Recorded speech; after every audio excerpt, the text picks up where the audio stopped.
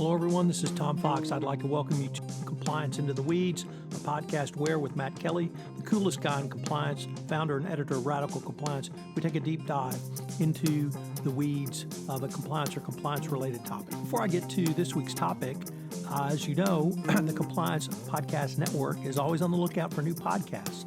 Have you ever wanted to start a podcast but didn't know how? Well, if you've thought about it, please take a listen to this week's sponsor, One Stone Creative. If you are enjoying this show, you might enjoy hosting your own. As an expert in your field, you have skills, knowledge, and insight that can help you expand your practice, meet new people, and create amazing content to share with the world. In as little as 2 hours a week, you can dramatically change how you promote, fill, and position your business. And One Stone Creative can show you how. Learn more at onestonecreative.net. In this episode, Matt and I take up the always popular topic of robotic process automation, or RPA. Matt's been thinking about this and writing about this, so we decided it was time to do a podcast about it. What is it? How does it impact your risk profile, not only from a compliance perspective, but really from an enterprise risk perspective? We contrast it with artificial intelligence and talk about how you might be able to use it within your compliance program. It's a fascinating exploration of cutting-edge technology. I know you will enjoy it. Compliance Into the Weeds is a part of the Compliance Podcast Network and now on C-Suite Radio. We also now have our own iTunes show, so check us out. Finally, the recording is quite low, so you may have to turn your volume up quite high, or at least higher. Hello, everyone. This is Tom Fox, and I'm excited to bring you an on-location recording of Compliance Into the Weeds with Matt Kelly, the coolest guy in compliance, also the founder and editor of Radical Compliance. Matt, you want to tell the audience where we are today? Sure, Tom. So we are here in Boston in the lobby of the Omni Parker Hotel, one of the historic hotels in Boston. And if you listen carefully, you might even hear some of the jazz music playing in the background. It's very nice ambient noise here for us on this Monday afternoon. Matt, that seems like a great way to introduce our topic, which is robotic process automation. How is that a good way to introduce RPA? I agree that RPA is a great topic. I'm just, a bit of a stretch. But It's a great segue. All right. I'm a stretch kind of guy. Okay. So what is it? And let's go from there. Sure. So this has been on my mind for a while now. This is robotic process automation. And some of you may have heard of this technology already, nicknamed RPA. Any of you who are on the audit side, you probably already do know what RPA is because a lot of audit functions are thinking about this. But this is software. It is software. It's not a robot that will execute various tasks that traditionally people might have done. So a great way to think about it is RPA mimics human actions, not to be confused with artificial intelligence, which mimics human thinking. But so, for example, for a lot of compliance officers, you get an email from a vendor and says, please register for our webinar to talk about how great we are. You do. And as soon as you log off of the webinar, you get a automatic email from the vendor saying, thank you for attending, and please download this white paper. And then if you download the white paper, you will surprisingly get another email maybe 2 weeks in advance or 2 weeks later saying, we're passing through your town. We have a customer sales prospect appreciation lunch. Why don't you show up? That's all robotics process automation. Nobody is there checking to see what you have done and then emailing you. This is all done by RPA. So it's that sort of thing. Typical human tasks that are now being done by software. And this has been on my mind because Protiviti put out a great survey at the end of May asking 450 firms, what have you been doing with RPA? And this is one of those technologies where everybody, the question, what are you doing right now with RPA? 3% will say we're doing a lot. What are you planning to do in 2 years? 99%. We're going to be doing a lot. So how do we go from everybody testing it now to everybody saying, oh yeah, 3 years from now, we're going to be using it all the time? Well, why? What does that mean for compliance officers? What does that mean for you in your own function? Because you could use RPA. And what does it mean for every other function using RPA? What does that mean for you as the compliance risks of that? That's what this Protiviti study did. And then I had a post about it on May 30th, kind of pulling at some of those threads. So would a RPA system be something along the lines of, I am going out of the country, I go through the firm website or company website to purchase a ticket, it shows international, I've had to enter my passport number or at least acknowledge it as it's already on file, and then from there I receive an email from the compliance function, see you're going out of the country, please review these following rules around facilitation payments. Please watch this video around what happens if you get extorted at the border by the customs agent. Or would that be more akin to sort of artificial intelligence mimicking the thinking of humans? No, I would say that's RPA because, say, 10 years ago, everybody listening, what would you have done with a senior sales VP who was going on a sales trip to Nigeria? You would have grabbed him or her and said, I know you're going to Nigeria. We both know what we're getting into here. Here's our conflict of interest policy. Here's our anti-bribery policy. Are you going to read it? Please, yes, right. Tell me you're going to read it. We all would have done that in person in 2003, in 2009, in 2011. Now that can all be automated. Another way that compliance functions themselves might use RPA would be if you integrate, say, your due diligence processes with training for your third parties. So you automatically do your due diligence and you find this number of high-risk third parties, and then that's the due diligence function, software that you might use. Then it automatically kicks over to the training software you use that sends out an email to these high-risk third parties. Please take these training courses of ours on anti-corruption, our expectations of our third parties. Please certify that you have done this and that you agree to all of it, and email it all back. And then the compliance officer gets the email receipts. All of that would be RPA. And so as we talk about this, I think it's important to tease out two different threads. Compliance functions can use RPA to streamline and accelerate what you do, but part of what you do is worry about compliance risks. So there's this whole other separate thread of what are other business functions doing with RPA, and how is that changing the company's risk profile? Because you, the compliance officer, will need to think about that. And Tom, we can go into this, but one of the big takeaways from the Protivity study was that several other functions are already using RPA a lot, and I'm willing to bet some of those companies, those functions using it a lot, are not telling you, listeners, that they're doing it. But you have these changing risk profiles that, they might come up and bite you on the behind if you're not careful. Matt, what are some of the compliance risks that might arise from a corporate use of RPA outside the compliance function? So here's a great example. These are the functions that are using RPA the most right now. IT management, so that would be something like access controls or provisioning of new services to new employees or terminating services for exiting employees. The exit forms get sent to HR, and then the HR database automatically alerts the IT system that cuts off the user from sensitive data. That would be RPA, and that happens a lot. Marketing, probably more than any other function. That's what I see that they use. I gave that example about vendor webinars and calendar alerts and please download the white papers and whatnot. I do that for a reason, because automated marketing is something that is really common with a lot of organizations now. Salesforce helps with that. Salesforce is really good at enabling RPA. So let's say your marketing people decide that they're going to launch a new campaign online. They're collecting customer data, and they maybe have neglected to think about, what if we are collecting personal data from customers who are minors? Have we gotten all of that consent? Do we know that? Occasionally there are marketers who do not know what the law is. I'm sure we are all shocked to hear that about marketers. But if marketers are doing that and they have neglected to tell compliance that we're doing this, you might not know that you have a COPPA violation, COPPA, I think is the law. That there are very strict consent guidelines about collecting data on minors, and RPA accelerates and automates human actions. Okay, but that means things move very fast once they start.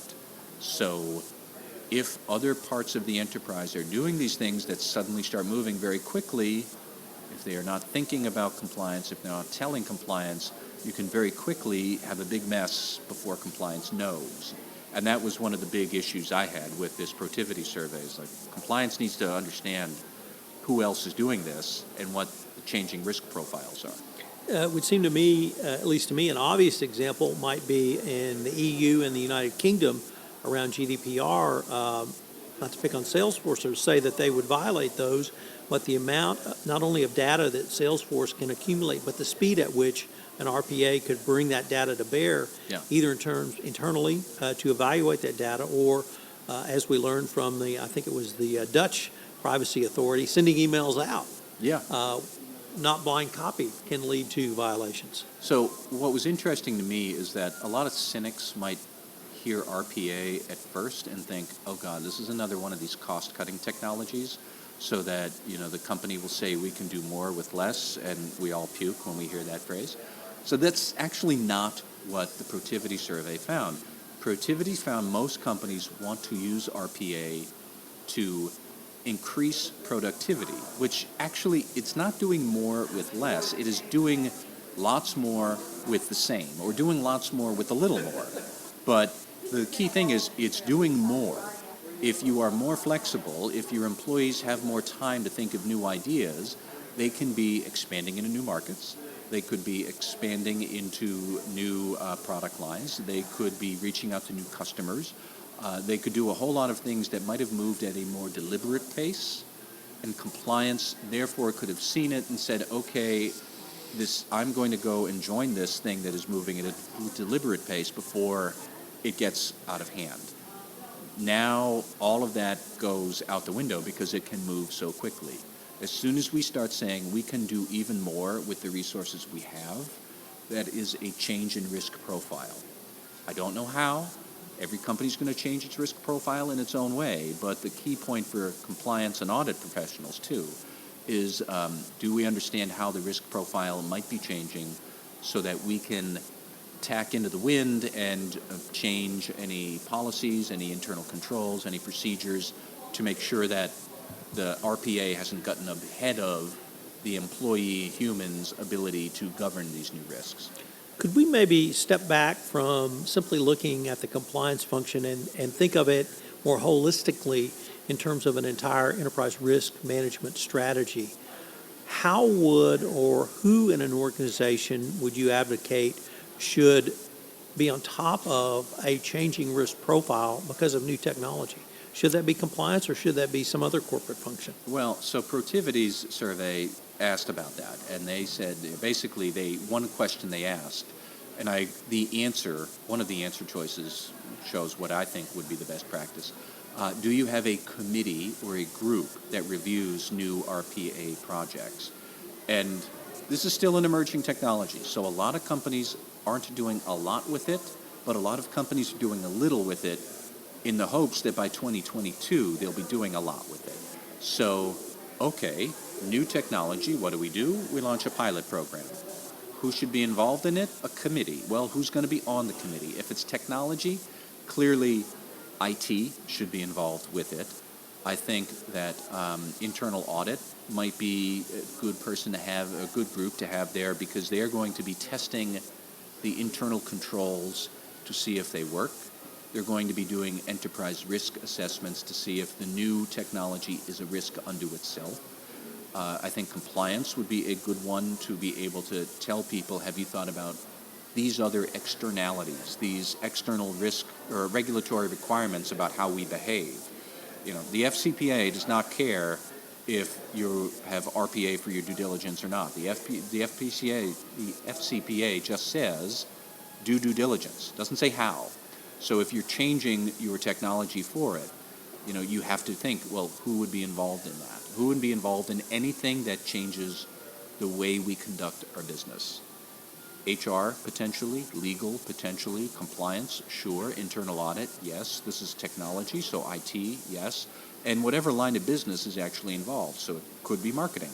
It could be R&D. It could be sales. It could be, any other number of, could be procurement if you're thinking about somehow executing smart contracts, which is another buzzword, but executing of smart contracts would be robotic process automation. Finance does a lot of this. A couple of months ago now, I worked up a report for internal audit, looking at internal audit profession's priorities for 2019. So I was talking with a bunch of internal audit executives, and they were all saying they want to do RPA. And I said, well, how are you doing it? We're not doing it. Finance is doing it first. Finance is going to automate the processing of invoices, the three-way checking of payments to make sure everything is okay, and they're going to automate all of that. As soon as they automate all of that, we in internal audit will be able to access all of the data on all of the transactions because it's all automated. So we don't need to do sampling anymore. Logically, that all makes sense, but remember what they said. Finance is doing it first. So all of the internal audit people basically said, we're hanging out with our finance function all the time to make sure we understand this, but they're doing it. And we're going along with it, and as soon as they do it, we will have vast new sums of data that we can study so we can do audits of things like improper payments or duplicate payments or anything like that. All very nice theory, but here today, that still means there's another function that is moving first. And internal audit was talking about how they move very closely behind that function. Compliance should be thinking the same sort of a thing. How do we move very closely behind that other function? But it's going to be another function, and you might be the one going behind it. And then, like I said 10 minutes ago, you can still do some RPA yourself, compliance function, because you've got processes. They can be automated, and you're already doing it. I think a lot of functions might be doing RPA and not even know that's what they're doing yet because it's so new, but that is the case. So could we take a leap to think about RPA and artificial intelligence or thinking and learning, machine learning, to actually speed up the RPA process? I mean, we could. As you can tell, I'm hesitant about that because I tend to think that RPA and AI working together are still several years away at least. I know there are a lot of artificial intelligence enthusiasts who are going to tell me no, it's actually going to be here by August. I don't think that's true. I think, like what I said before, Protiviti came up with this phrase, I would credit them for it, that RPA mimics human actions, artificial intelligence mimics human thinking. There's a big difference between the two. And once artificial intelligence starts making actual decisions, as opposed to what it's doing right now, usually what it's doing right now is very sophisticated pattern analysis, and that can help us out as humans decide what to do with it. But once we make the leap to AI is actually making decisions for us and binding an organization to decisions that the AI makes on its behalf, where you might have to clean up consequences with legal liability for something the AI decides to do. You might have to clean up reputation risk for what the AI decides to do. That's a big ask, and I think a lot of companies are still very uncomfortable with that, and I think the AI is not there yet. AI is going to be great to help you figure out what suspicious transactions are suspicious, and RPA will help you churn through so many more transactions so quickly. The day that those two things together then decide we're going to self-report the company to the Justice Department, that's far away. And I don't see that happening. And I think a lot of human intelligence is still going to say, whoa, whoa, whoa. The AI can't make any decision for the company that we can't call back. We're really uncomfortable with that. And so ultimately, you can have RPA without AI, but you cannot do the two of those things together unless you really think through what you're willing to concede and give control over to systems that aren't people. And so I don't see the compliance or frankly corporate America or the legal system is quite ready for that yet. Well, Matt, this has been a fascinating exploration of a topic that we're just beginning to, I think about really with some rigor and with some data. So I look forward to continuing the conversation on it. Thank you, Tom. Hello, everyone. This is Tom Fox again. I'd like to thank you for listening to this episode of Compliance Into the Weeds. If you have any questions, you can email Matt at mkelly@radicalcompliance.com. You can email me at tfox@tfoxlaw.com. I hope you'll join us again next week where Matt and I take another deep dive into a compliance or compliance-related topic. Compliance Into the Weeds is a part of the Compliance Podcast Network, now a part of C-Suite Radio, and once again, we have our own iTunes show. So get the iTunes Compliance Into the Weeds app so you can check us out every week on a regular basis. Thanks so much for listening, and I look forward to visiting with you again.